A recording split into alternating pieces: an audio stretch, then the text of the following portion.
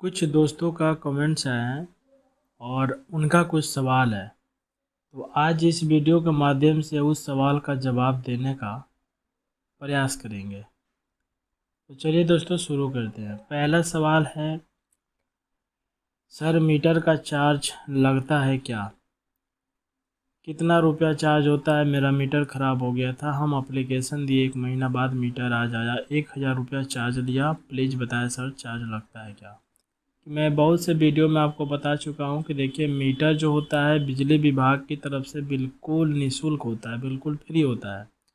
लेकिन metre cost के नाम पे जो है उसमें 1200-1400 ऐसे बताया जाता है, लेकिन वो चार्ज लगता नहीं है, ये केवल अफवाह है ना।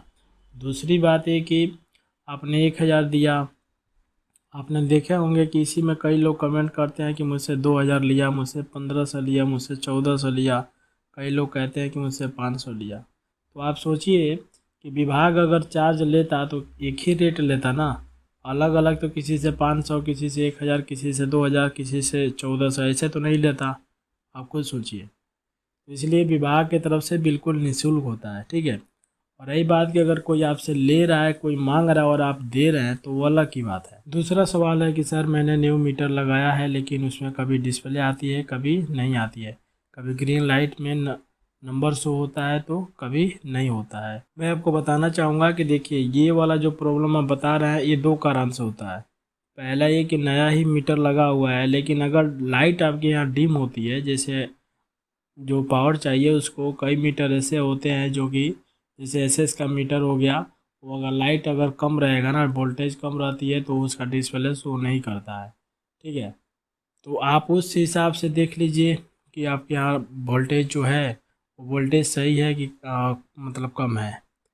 और दूसरा चीज़ ये होता है कि अगर मीटर नया ही लगा है ना, तो हो सकता है कि वो मीटर आपका ख़राब हो। नो डिस्प्ले में अगर नंबर शो नहीं कर रहा है तो नो डिस्प्ले में आ जाएगा, ठीक है।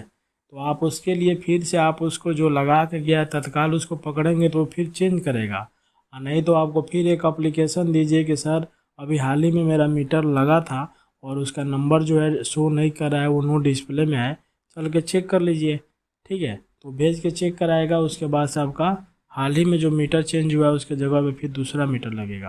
अगला जो सवाल है, एफ स्टेटस का मीटर अपने आप चेंज करेंगे या एप्लीकेशन देना पड़ेगा?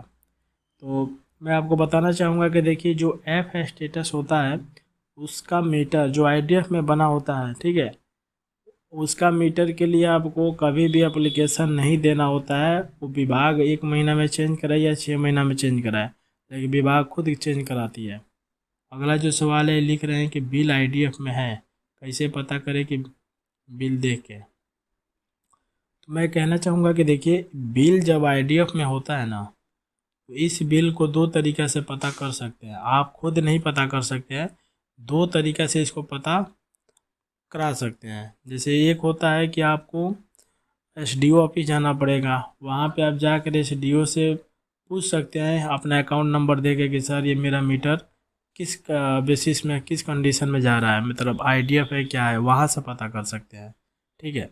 दूसरी बात ये कि जो बिल निकालने आता है ना, उसको आप उससे आप पूछ सकते हैं कि ये मीटर में जो ये बिल बेसिस है मेरा किस कंडीशन में है, मतलब आईडीएफ है या ओके है, ठीक है। तो जो बिल निकालने आता है वो आपको बता सकता है। और आप खुद जो कह रहे हैं तो खुद आप नहीं पता कर सकते, इसलिए कि पहले जो होता था, पहले ऐसे साल 1.5 साल पहले था, उसमें आप खुद पता कर सकते थे, उसमें आईडीएफ, आरडीएफ, सीडीएफ सब लिखता था उसमें।